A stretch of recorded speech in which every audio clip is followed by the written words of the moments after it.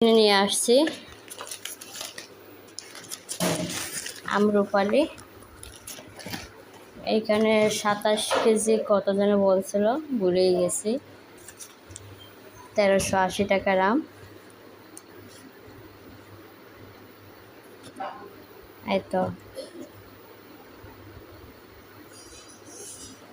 এটাকে আম্রপালি বলে, ওরা বলছে।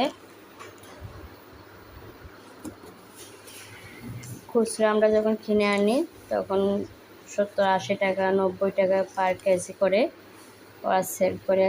আর হোলসেল যদি আমরা ওইরকম কিনে আনি তাহলে প্রাইসটা অনেকটা কম পড়ে। ওরা 50 টাকা কেজি করে নিচ্ছে পার কেজি।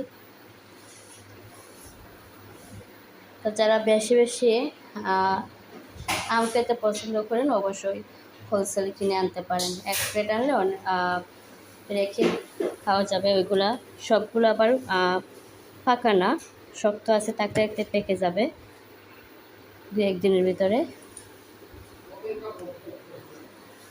ধন্যবাদ।